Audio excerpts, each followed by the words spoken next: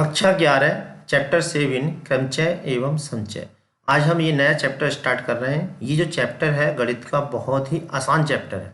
बस आपको इसका कंसेप्ट क्लियर होना चाहिए। और इस चैप्टर पर 2 चैप्टर और, एक दीपक प्रमेय और प्रायिकता, वो भी इसी चैप्टर पर निर्भर है। अगर ये आपका चैप्टर अच्छे से तैयार नहीं हुआ, पक्का नहीं हुआ, तो दीपक प्रमेय और प्रायिकता भी आप अच्छे से नहीं कर पाएंगे। वैसे तो ये चैप्टर बहुत आसान है, लेकिन अगर इसका बेसिक कंसेप्ट आपको क्लियर नहीं हुआ तो ये चैप्टर सबसे ज़्यादा कठिन भी हो जाता है। तो यहाँ पे मैं इसका फुल बेसिक कंसेप्ट दूंगा, जिससे ये चैप्टर आपको बहुत आसानी से समझ में आ जाए। मैं एसपी सैनी, आपका हमारे इस चैनल पे स्वागत है। तो चलिए करते हैं वीडियो को शुरू। तो देखिए, सबसे पहले क्रमचय एवं संचय, यानी कि क्रमचय का मतलब क्या होता है और संचय का मतलब क्या होता है। तो क्रमचय का मतलब है दी गई वस्तुओं में से कुछ अथवा सभी का चयन करते समय अगर हम उनके क्रम पर ध्यान दें तो बनने वाले समस्त क्रम को क्रमचय कहते हैं। जैसे मान लीजिए कोई वस्तुएं दे रखी हो, जैसे मान लीजिए 3 वस्तुएं हैं और उनमें से हमें 2 वस्तुओं का चयन करना, आप 3 भी कर सकते हो।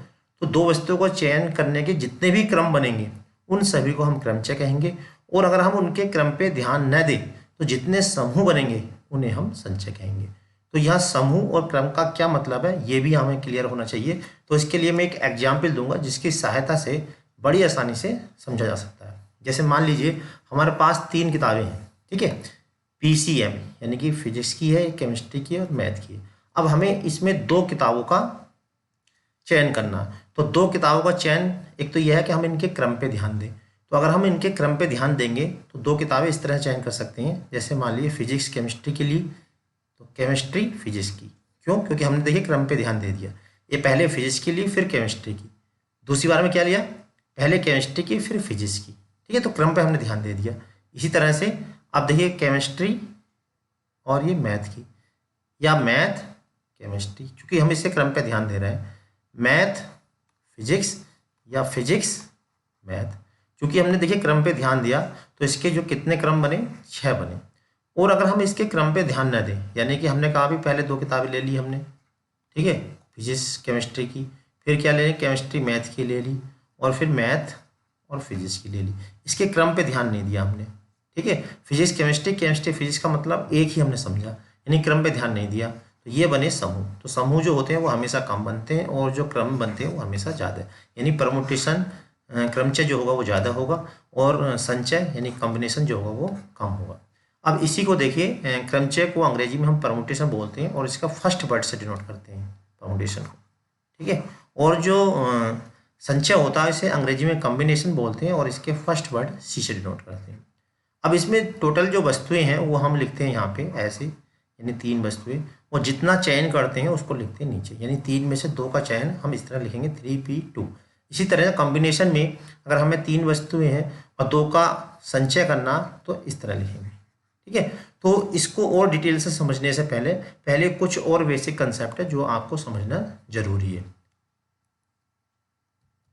अब देखिए, अगर आपको इसे डीपली करना है तो इसको आप पढ़ लीजिए, वरना तो आपको कोई जरूरत नहीं, जितना मैं बता रहा हूँ इतना आप समझते जाइए। इसमें देखिए एक होता है गणना का आधारभूत सिद्धांत, फंडामेंटल प्रिंसिपल ऑफ काउंटिंग। तो ये क्या होता है, देखिए इसको समझना बहुत जरूरी है।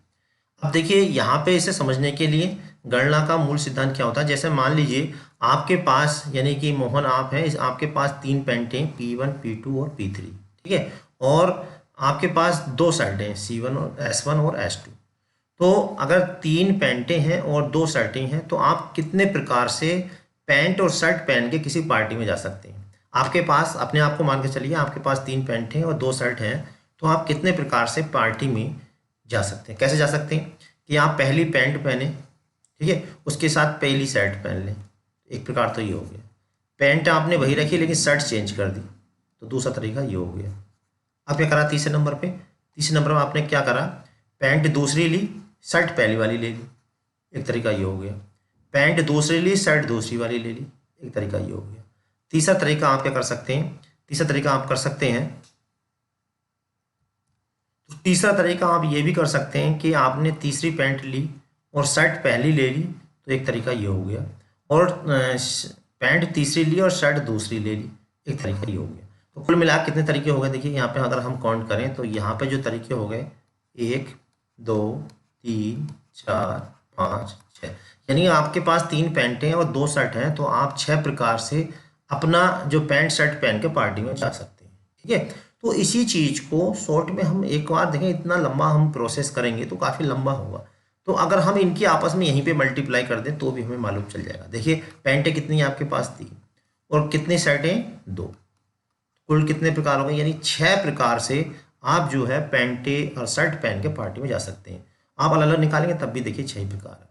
तो इसे हम कहते हैं गणना का मूल सिद्धांत। तो इसे हम कहते हैं कि एक क्रिया एक प्रकार से हो रही हो, दूसरी क्रिया एक प्रकार से हो रही हो, तो अगर हमें कुल क्रियाएं निकालनी है तो उन दोनों के गुणनफल के बराबर होती हैं। तो इसी चीज़ को देखिए, एक हम ट्रिपल वाला भी एग्जाम्पल है, यहाँ पे आप देख पा रहे होंगे। तो एक ये ट्रिपल वाला एग्जाम्पल है, तो इसे भी आप यहाँ पर देख सकते हैं। तो इसमें क्या है, देखिए क्या है एग्जाम्पल, आप पढ़े पहले।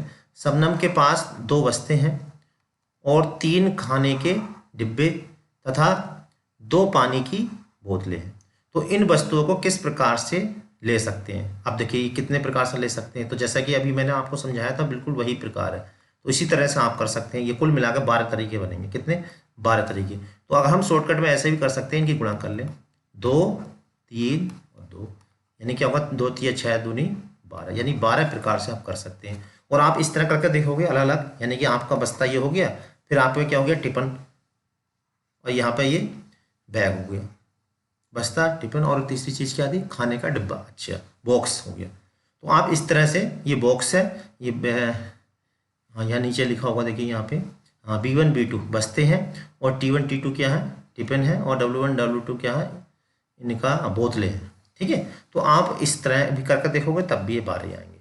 तो गणना का मूल सिद्धांत क्या है कि एक क्रिया एक प्रकार से हो रही हो, दूसरी क्रिया दूसरे प्रकार से है, तो इन सबकी जो गुणा होती है वही जो कहलाता है गणना का मूल सिद्धांत कहलाता है।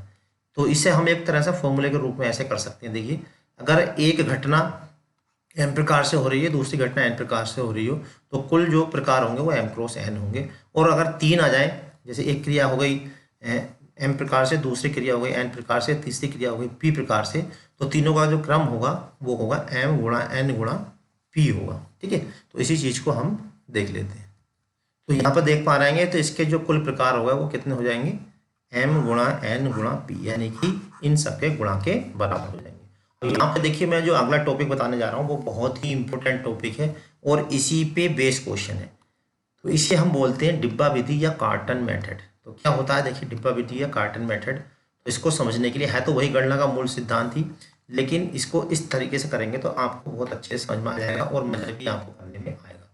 ये होता क्या, जैसे मान लीजिए हमारे पास संख्याएं हैं 1 2 3 4 और 5 संख्याएं। ठीक है, इन 5 संख्याओं को लेके हमें 2 अंकों की संख्या बनानी है।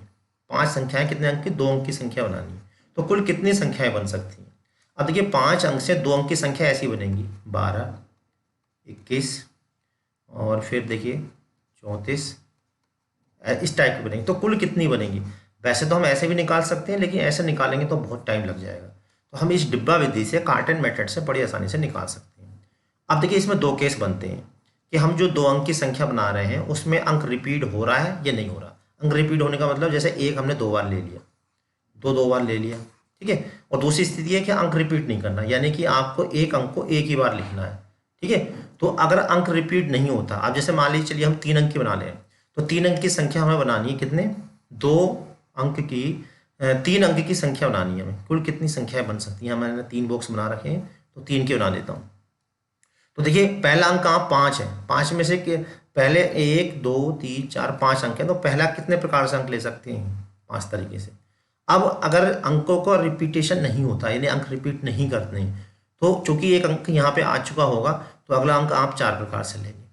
ठीक है, उसके बाद 2 अंक आ चुके होंगे इनमें से कोई से, फिर जो तीसरा नंबर लेंगे वो आप 3 प्रकार से लेंगे। तो कुल गणना का मूल सिद्धांत क्या कहता है, इन सबके गुणा कर लीजिए, 5 गुणा 4 गुणा 3, यानी 5 चौक 20 या 60, यानी 60 प्रकार से आप 3 अंक की संख्या चुन सकते हैं। अगर 2 अंक की चुननी है तो 12 प्रकार से हो जाएगी, 5 चौक 20 प्रकार से हो जाएगी। ठीक है, अब इसी में मान लीजिए ये कहे कि अंक की पुनरावृत्ति हो सकती है। अंक की पुनरावृत्ति होने का मतलब एक अंक को आप कितनी बार यूज कर सकते हैं। तो देखिए पहला जो होगा वो 5 प्रकार से तरीका होगा। अब मान लीजिए जो अंक आपने पहले लिया वो बाद में भी ले सकते हैं, तो इसका मतलब दूसरा भी 5 तरीका हो जाएंगे और तीसरे के भी 5 तरीके। तो कुल अक्षर कितने होंगे, 5 5 5, 5 पंजे 25, 25 पंजे 125। तो ये ध्यान रखें कि जब अंक की पुनरावृत्ति होगी यानी रिपीट होगा, कोई भी अंक को आप कितनी बार ले सकते हैं, तब वो संख्या ज़्यादा हो जाएगी, और अगर अंक रिपीट नहीं हो रहे हैं तो वो संख्या कम होगी। तो इस पे आधारित ही क्वेश्चन ज़्यादा पूछे जाएंगे। तो चलिए अब हम करते हैं एक्सरसाइज को शुरू। देखिए एक्सरसाइज 7.1, इसमें 6 क्वेश्चन है और 6 के 6 क्वेश्चन बहुत ही आसान क्वेश्चन है। अगर आप तक आपको मेरी बात समझ में आ गई तो ये 6 के 6 क्वेश्चन आप बड़ी आसानी से कर डालोगे। चलिए देखते हैं सबसे पहला क्वेश्चन। तो देखिए सबसे पहला क्वेश्चन क्या, पहले क्वेश्चन को समझते हैं। अंक 1, 2, 3, 4, 5 3 अंकीय संख्याएं बनाई जा सकती हैं, यानी कि 3 अंकों की संख्या बनानी है। जैसा कि मैंने अभी आपको एग्जाम्पल दिया था। पहला क्या है, अंकों की पुनरावृत्ति की अनुमति है, यानी कि एक अंक को आप कितनी बार प्रयोग कर सकते हैं। तो जब अंक की पुनरावृत्ति की अनुमति होती है तो हमने बताया था कितने अंक की संख्या बनानी, 3 अंक की। तो जितने अंक की संख्या बनानी हो उतने इसमें आप डिब्बे बना लीजिए। अब चूंकि अंकों की पुनरावृत्ति की अनुमति है तो पहला जो स्थान है वो 5 तरीके से भरा जा सकता है, और जो दूसरा स्थान है वो भी 5 तरीके से। क्यों? क्योंकि जो अंक हमने पहले प्रयोग किया है उसे बाद में भी प्रयोग कर सकते हैं, ठीक है। और जो तीसरा स्थान है वो भी 5। तो कुल प्रकार कितने हो जाएंगे, इनकी आपस में गुणा कर लेंगे, यानी कि 5 पंजे 25, 125, ये आंसर आ जाएगा, ठीक है। अंकों की पुनरावृत्ति की अनुमति नहीं है। जब अंकों की पुनरावृत्ति की अनुमति नहीं है तो पहले तो 5 ही तरीके रहेंगे, लेकिन जो दूसरा स्थान है उसमें चूंकि पुनरावृत्ति नहीं कर सकते, तो इसमें अगर मान लीजिए 5 यहाँ आ गया होगा तो यहाँ पे नहीं आएगा, तो दूसरे के लिए केवल 4 स्थान बचेंगे, और तीसरे के लिए कितने बचेंगे, 3 स्थान बनेंगे। तो कुल तरीके हो जाएंगे, इनकी गुणा कर लेंगे, 5 × 4 × 3, यानी कि 5 × 4 = 20, 60, ठीक है। लेकिन ऐसा कहने से, इतने करने से नंबर नहीं मिलेगा, इसके लिए हमें लैंग्वेज भी लिखनी पड़ेगी। तो कैसे लैंग्वेज लिखनी है, देखिए मैंने यहाँ पर ये लिख दी। आप इस तरह से एग्जाम में करेंगे तो आपको पूरा नंबर मिल जाएगा। जब अंकों की पुनरावृत्ति की अनुमति है, यानी कि किसी भी अंक को आप कितनी बार ले सकते हैं, ठीक है। तो 5 × 5 125 आंसर, और जब अंकों की पुनरावृत्ति की अनुमति नहीं है तो ये आंसर हो जाएगा। चलिए देखते हैं नेक्स्ट क्वेश्चन, क्वेश्चन नंबर 2। तो क्वेश्चन नंबर 2 क्या है, पहले इसको देखिए हम अच्छे समझते हैं। अंक कितने हैं, 1, 2, 3, 4, 5, 6 से 3 सम अंकीय संख्या बनाई जा सकती है। अब देखिए 3 अंकों की सम संख्या बनानी है, तो सम संख्या हम जानते हैं कि सम संख्या उसे कहते हैं जिसके लास्ट में सम संख्या हो, ठीक है। और सम संख्या इसमें कौन सी है, एक तो ये है सम संख्या है, एक ये, दूसरी ये वाली है, और एक ये। यानी कि जो लास्ट वाला स्थान है वो कितने तरीके से भर सकते हैं, लास्ट वाला जो स्थान है हम केवल 3 तरीके से भर सकते हैं, ठीक है। या तो 2 लिख सकते हैं, या 4 लिख सकते हैं, या 6 लिख सकते हैं, यदि अंकों की पुनरावृत्ति की जा सकती है। अब इसमें ये भी कह रहे हैं कि रिपीट कर सकते हैं, मतलब इसमें तो आप 3 तरीके से भर सकते हैं, 2 भर सकते हैं, 4 भर सकते हैं, 6 भर सकते हैं, क्योंकि बाकी तो भर ही नहीं सकते, क्योंकि सम संख्या चाहिए। तो सम संख्या भरने के 3 प्रकार हैं। यहाँ पे छूट है, यानी कि कितने अंक, कुल 6 अंक है, यानी 6 के 6 आप कोई सा भी ले सकते हो। यहाँ पे भी छूट है, क्योंकि जो आपने यहाँ यूज किया उसको यहाँ भी यूज कर सकते हो। कुल तरीके कितने हो जाएंगे, 6 × 6 × 3, इनकी गुणा कर लेंगे, 6 × 36 और 3 × 18, 3 × 3 = 9 और 1 10, 108, ये तरीका आ जाएंगे, ठीक है। तो इसको थोड़ी सी हल्की सी लैंग्वेज लिख देंगे इस तरह से। 3 अंक की सम संख्या बनाने के लिए इकाई का स्थान पर 2, 4, 6 आ सकता है, ठीक है। और वो कितने तरीके होगा, 3 तरीके। और अंकों की पुनरावृत्ति की अनुमति की जा सकती है, तब 3 अंकों की कुल संख्या कितनी हो जाएंगी, 6 × 6 × 3, यानी 108। चलिए देखते हैं नेक्स्ट क्वेश्चन नंबर 3। तो क्वेश्चन नंबर 3 देखिए क्या है, पहले क्वेश्चन को समझते हैं। अंग्रेजी वर्णमाला के प्रथम 10 अक्षरों से कितने 4 अक्षर का कोड बनाया जा सकता है, यदि किसी भी अक्षर की पुनरावृत्ति नहीं की जा सकती, यानी अंकों की पुनरावृत्ति नहीं है। कितने का कोड बनाना हमें, 4 अंक का। 4 अंक का कोड के लिए 4 डिब्बे बना दें। अब चूंकि अंकों की पुनरावृत्ति नहीं हो रही है तो पहला जो अक्षर है वो तो चूंकि 10 अक्षर है, 10 में से कोई सा ले सकते हैं, ठीक है। और जो दूसरा अक्षर है वो कितने तरीके से ले सकते हो, क्योंकि पुनरावृत्ति होनी नहीं है तो दूसरा एक पहले आ चुका होगा तो उसमें से एक कम हो जाएगा, यानी 9 तरीके होंगे। तीसरा कितने तरीके से ले सकते हो, 8 तरीके से, और चौथा 7 तरीके से, क्योंकि रिपीट नहीं हो रहा है। अगर रिपीट नहीं होता तो कम होता चला जाता, तो इनकी आपस में मल्टीप्लाई कर लेंगे और इसका आंसर हमारा आ जाएगा। तो लीजिए इसमें देखिए इस तरह से थोड़ी सी लैंग्वेज लिखेंगे। क्योंकि अंकों की पुनरावृत्ति नहीं होती है इसलिए 4 अक्षर वाले कोडों की संख्या 10 × 9 × 8 × 7, यानी 5040 इसका आंसर आ जाएगा। चलिए देखते हैं नेक्स्ट क्वेश्चन नंबर 4। तो लीजिए क्वेश्चन नंबर 4 आपकी स्क्रीन पे है। पहले क्वेश्चन क्या, पहले क्वेश्चन को समझते हैं। 0 से 9 तक के अंकों का प्रयोग करने पर 0 से 9 तक कितने अंक होते हैं, पहले तो हमें ये पता होना चाहिए। 0 से 9 तक 10 अंक होते हैं। 5 अंक के टेलीफोन नंबर बनाए जा सकते हैं। कितने अंक के टेलीफोन नंबर बनना, 5 अंक का, जबकि प्रत्येक के नंबर में 67 प्रारंभ में आता है। यानी कोई सा भी नंबर लिखोगे आप तो 67 तो आपको लिखना ही लिखना है। एक अंक एक बार से अधिक बार नहीं आता है, यानी इसमें अंकों की पुनरावृत्ति भी नहीं हो रही है। तो इसको जरा समझेंगे। देखिए इसमें अंकों की पुनरावृत्ति भी नहीं हो रही है, तो हमें कितने अंक की संख्या बनानी, 5 अंक की, ऐसे करके 1 2 3 4 5, ठीक है। और पहले जो 2 स्थान है तो फिक्स हो गए, इसमें तो कुछ भरना ही नहीं है क्योंकि 67 लिखा जाना है इसके अंदर। कोई सा भी नंबर लिखो तो इसमें तो 67 होना है, यानी कि ये तो होगा फिक्स होगा। क्या होगा ये, फिक्स। जब कोई नंबर फिक्स हो जाए तो उनको हम काउंट नहीं करते हैं। अब हमारे पास केवल 3 नंबर चाहिए, है कितने नंबर हमारे पास, 10 नंबर है। 10 में से 2 हमारे यूज हो गए, कितने बचे अब 8। अब 8 में यहाँ पे तो पहला नंबर तो हम 8 तरीके से ले सकते हैं। अब देखिए चूंकि जो नंबर यहाँ ले लिया होगा वो अगले वाले बॉक्स में नहीं आएगा, तो यहाँ पे जो तरीके हो गए वो कितने हो जाएंगे, 7, और यहाँ कितने तरीके हो जाएंगे, 6, क्योंकि रिपीट नहीं करना है। तो कुल तरीके निकालने के लिए इनके आपस में गुणा कर लेंगे, आंसर हमारा आ जाएगा। तो इसकी थोड़ी सी लैंग्वेज देखिए, यह है 10 नंबर कौन से होगा, 0 1 2 3 4 5 6 7 8 9, कुल मिलाकर 10 अंक हो गए। पहले में तो 67 फिक्स हो ही जाएगा, फिर 8 7 6 बचेंगे। 6 67 से प्रारंभ होने वाले 5 अंक के टेलीफोन नंबर की कुल संख्या, जबकि अंकों की पुनरावृत्ति नहीं होती है, तो कितनी होगी, 8 गुणा 7 गुणा 6, 336 इसका आंसर आ जाएगा। चलिए देखते हैं नेक्स्ट क्वेश्चन, क्वेश्चन नंबर 5। तो क्वेश्चन नंबर 5 क्या, पहले समझते हैं। एक सिक्का 3 बार उछाला जाता है, परिणाम अंकित कर लिए जाते हैं और परिणामों की संभव संख्या क्या होगी। अब देखिए एक सिक्का 3 बार उछालेंगे, तो जब सिक्के को हम 3 बार उछालेंगे तो क्या क्या आ सकता है, ऐसे आ सकता है, देखिए तीनों बार हेड आ सकता है, ठीक है, 2 बार हेड आ सकता है, 2 बार हेड ऐसे आ सकता है, देखिए टेल हेड हेड, या हेड टेल हेड, और क्या आ सकता है, 2 बार हेड, और उसके बाद 2 बार हेड, अच्छा ये हेड, ठीक है, 1 बार head head tail tail tail head tail, और टेल टेल हेड, या 1 बार भी हेड, यानी कि तीनों बार टेल। तो कितने तरीके आ सकते हैं, देखिए 1 2 3 4 5 6 7 8 तरीके हो गए। एक सिक्के को 3 बार उछाला जाता है, परिणाम अंकित कर ले जाते हैं, तो परिणामों की संभव संख्या क्या होगी। तो कुल मिला कितनी संख्या हो गई, 8 हो गई। अब आप ये सोच रहे हो कि इसमें हमने वो डिब्बा मेथड तो लगाया नहीं, तो वो भी लगा देते हैं, देखिए उससे भी आंसर ही आएगा। तो जब आप एक सिक्के को 3 बार उछालोगे कितने केस बनेंगे, 3 बार हेड आ सकता है, 2 बार हेड आ सकता है, ऐसे करके हेड हेड टेल, या टेल हेड हेड, या हेड टेल हेड। 1 बार हेड आ सकता है, head tail tail tail head tail tail tail head, या 1 बार भी हेड नहीं आ सकता, ठीक है। अब इसमें क्या है, देखिए एक सिक्के को 3 बार उछाला था, तो अब देखिए जब एक सिक्के को 3 बार उछालेंगे, कितनी बार उछाला, 3 बार। तो देखिए पहले कितना क्या आ सकता है, हेड आ सकता है या टेल आ सकता है, तो 2 प्रकार हो गए। दूसरी बार में क्या आ सकता है, हेड आ सकता है या टेल आ सकता है, इसके भी 2 प्रकार हो गए। तीसरी बार में क्या आएगा, या तो हेड आएगा या टेल आएगा। अब इसमें ये तो कह नहीं रहा कि हाँ यूज नहीं कर सकते, उसको रिपीट नहीं होना है, तो कुल प्रकार कितने हो जाएंगे, इनकी आपस में मल्टीप्लाई कर देंगे, ठीक है। तो कितने हो जाएंगे, 8 प्रकार हमारे हो जाएंगे। तो इसको हम थोड़ा सा लैंग्वेज के रूप में ऐसे लिख देंगे, ठीक है, 2 2, और इस तरह से इतने केस हो गए। सिक्के को 3 बार उछालने में परिणामों की संभव संख्या 2 गुणा 2 गुणा 2 यानी 8।